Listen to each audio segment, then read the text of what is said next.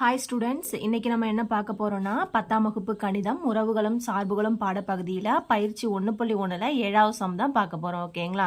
இதுக்கு முன்னாடி வீடியோவில் ஃபஸ்ட்டு 6 சம் வரைக்கும் நம்ம பார்த்துருந்தோம் இல்லையா? ஒவ்வொரு வீடியோலையும் இன்றைக்கி நம்ம 7வது சம்லேருந்து தான் பார்க்க போகிறோம்.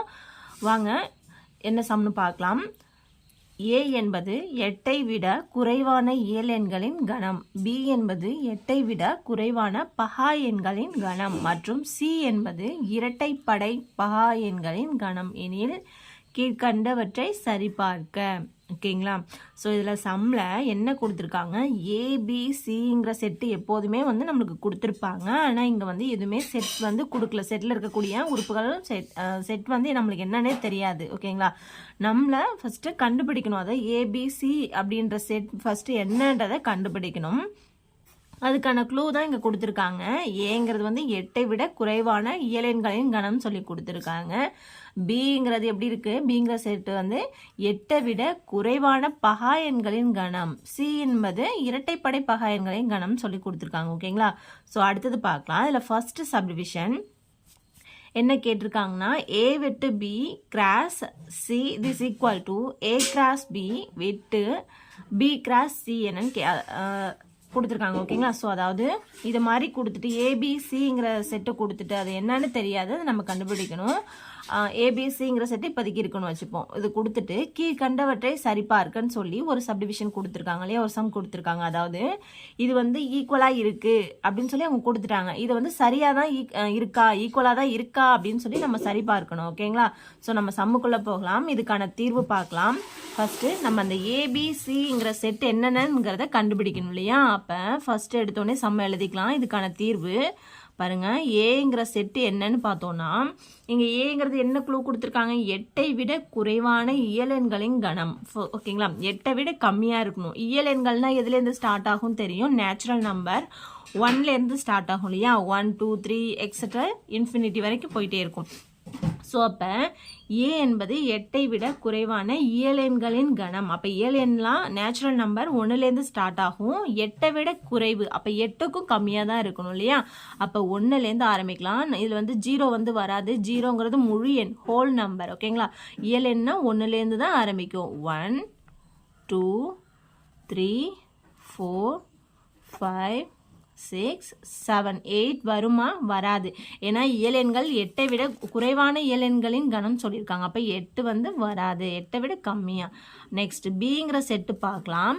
பிங்கிற செட்டு என்ன க்ளூ கொடுத்துருக்காங்க, 8ஐ விட குறைவான பகா எண்களின் கணம். இங்கே 8ஐ விட குறைவான இயலெண்களின் கணம் கண்டுபிடிச்சிருக்கோம் இல்லையா? இதை விட இதுலேயே பாருங்க பகா எண்களின் கணம். ஓகேங்களா? இப்போ 8ஐ விட கம்மியாக தான் இருக்குங்க. இதிலே பார்த்தோன்னா பகா எண்கள் அப்படிங்கிறது என்ன, அதாவது 1வது வாய்ப்பாடு, தென் என்ன வாய்ப்பாடு நம்ம எடுத்துக்கிறோமோ அந்த வாய்ப்பாட்டில் மட்டும் வரக்கூடிய நம்பர் தான் பகா எண்களின் கணம் இல்லையா? இங்கே எது அது மாதிரி வரும் அப்படின்னா, பகா எண்களின் கணம்.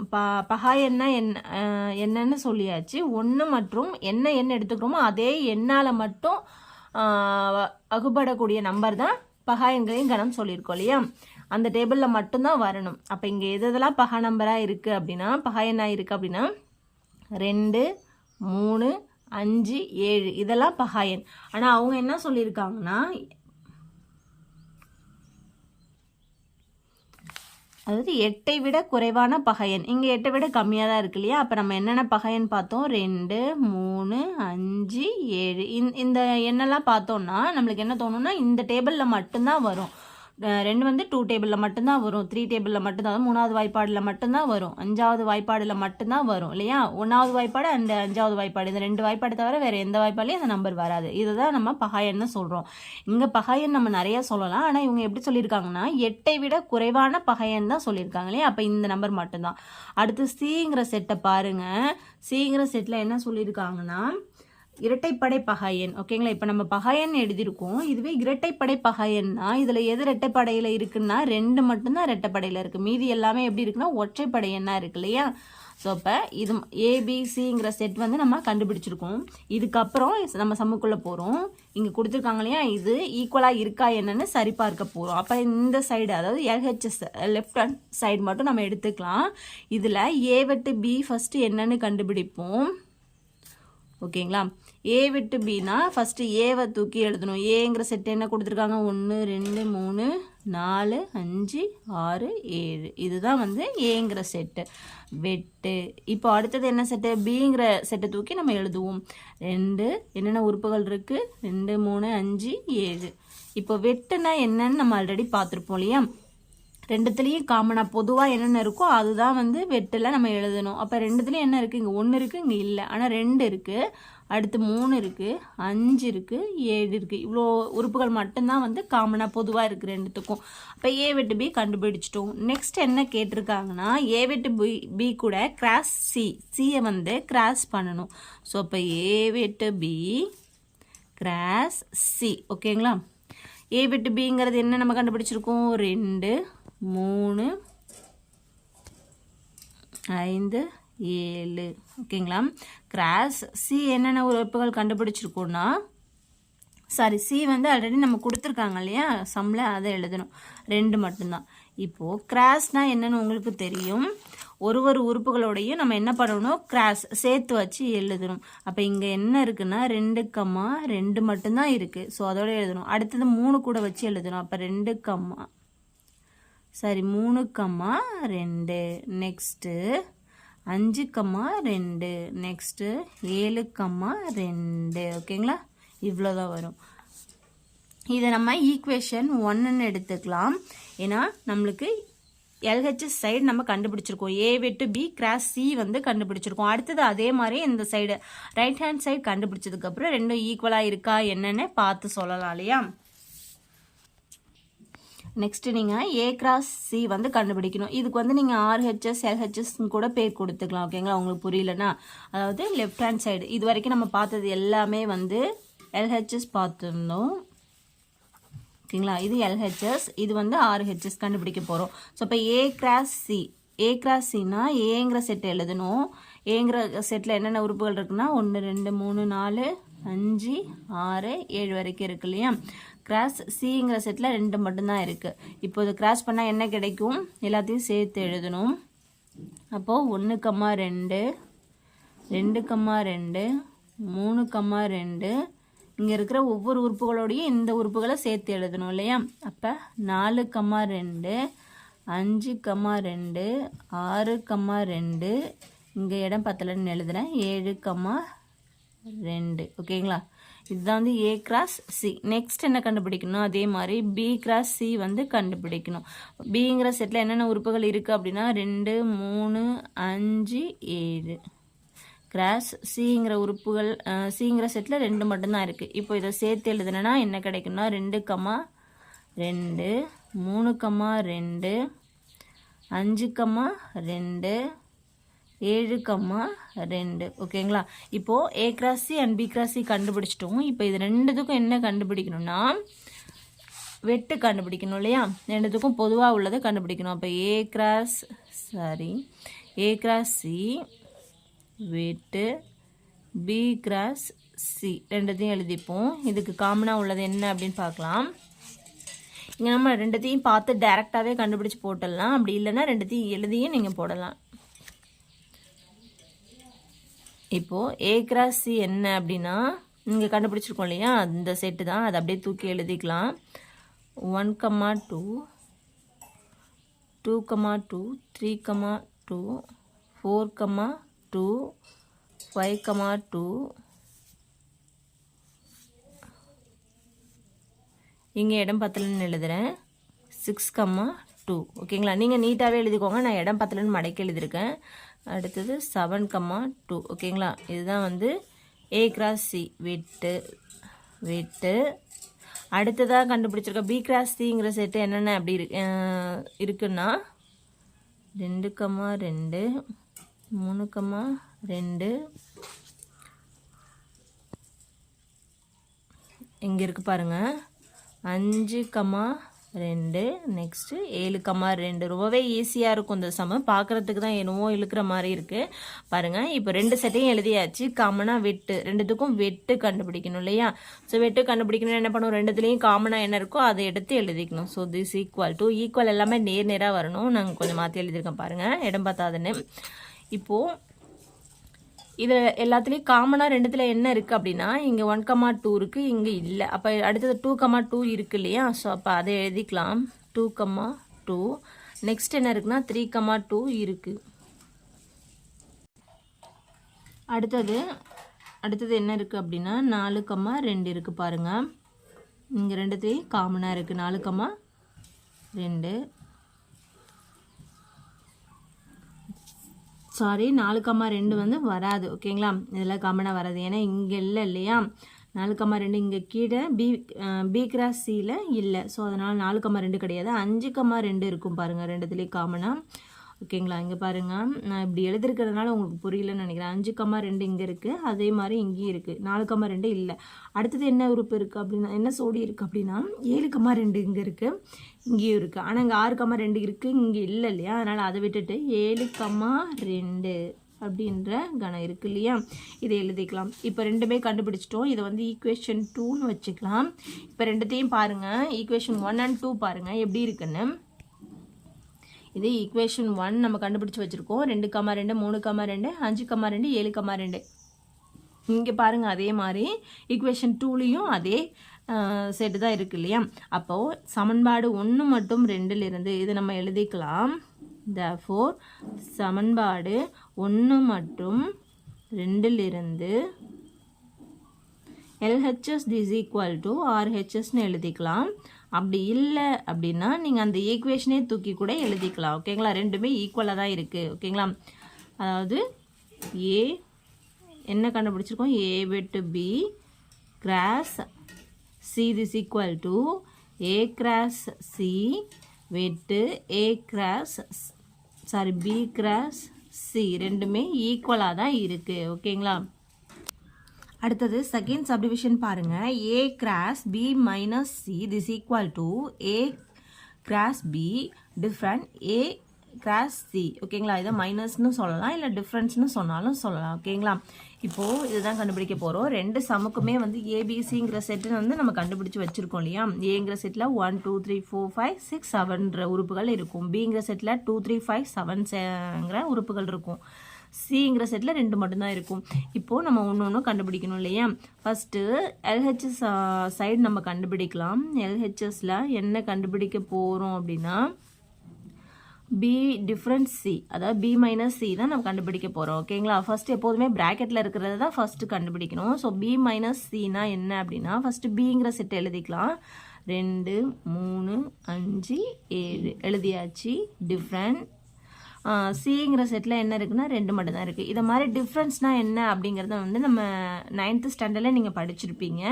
அதாவது 2 செட்டையும் எழுதிட்டு இங்கே சிங்கிற செட் வந்து பிங்கிற செட்டில் வரவே கூடாது. அந்த மாதிரி உறுப்புகள் சிங்கிற செட்டில் இருக்கக்கூடிய உறுப்புகளை வந்து விட்டுட்டு பிங்கிற செட்டை மட்டும் எழுதிடணும். எது ஃபஸ்ட்டு இருக்கோ அந்த செட்டை மட்டும் எழுதிடணும். அதுதான் டிஃப்ரென்ஸ். ஓகேங்களா?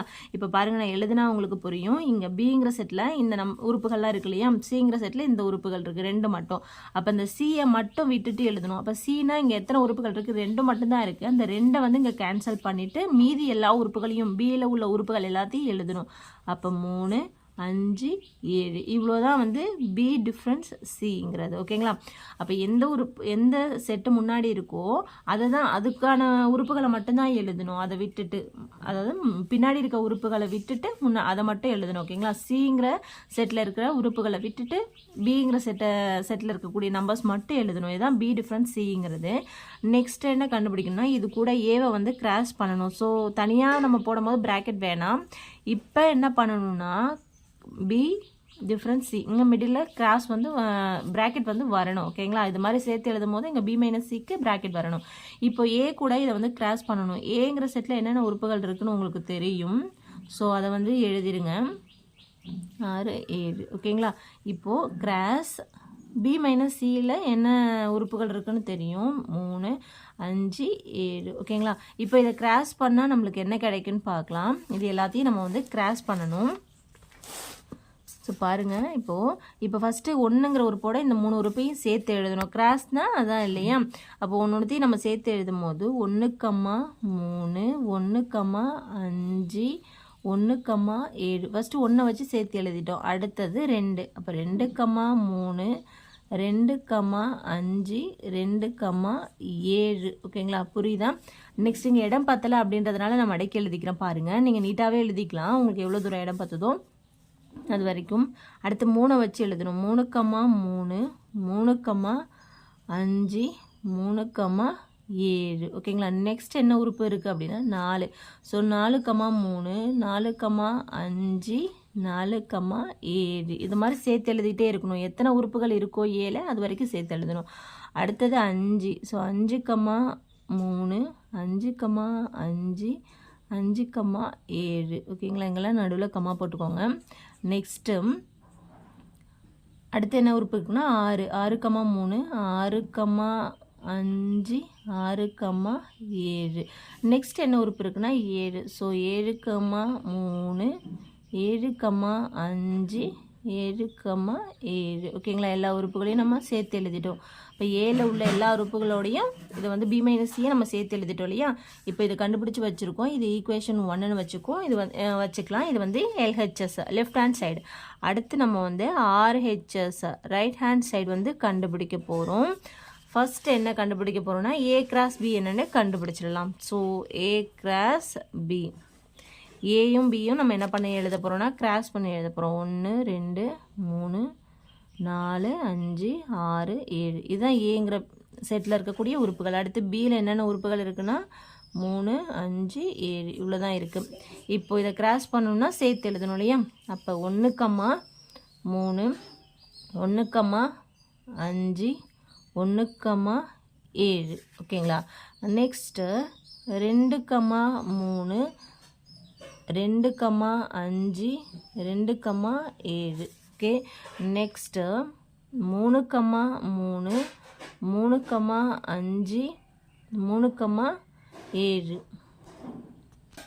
பாருங்கள், இப்போ இதில் உள்ள ஒவ்வொரு உறுப்புகளோடையும் நம்ம சேர்த்து எழுதிட்டோம் பாருங்கள்.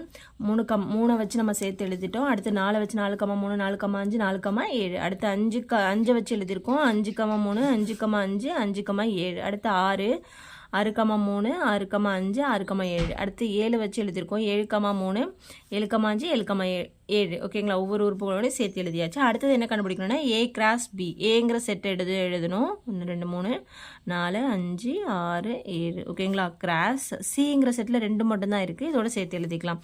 இப்போ இதை வச்சு எழுதும் போது நம்மளுக்கு என்ன கிடைக்கும் அப்படின்னா 1, 2, 2, 2, 3, 2, 4, 2, 5, 2, 6, 2, 7, 2. ஏன்னா இங்கே 2ங்கிற உறுப்பு மட்டும்தான் இருக்குது. அதை வச்சு மட்டும் நம்ம எழுதுகிறோம்.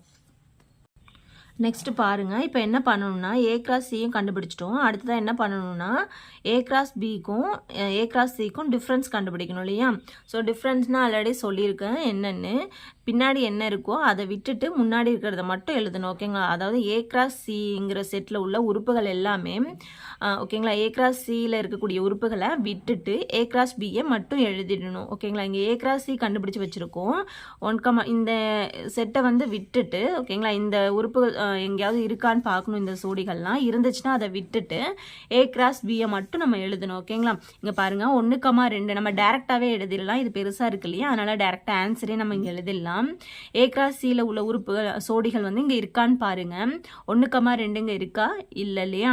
நெக்ஸ்ட்டு 2, 2 இல்லை. 3, 2 இல்லை. 3, 2, 2, 3 ரெண்டுமே வேறு வேறு. ஓகேங்களா, ஃபஸ்ட்டு இங்கே 3, 2ன்னு இருக்குது. இங்கே 2, 3 இருக்குது. இடம் வந்து மாறி இருக்குது, உறுப்புகளுடைய இடம். அப்போ இது வேறு வரும்.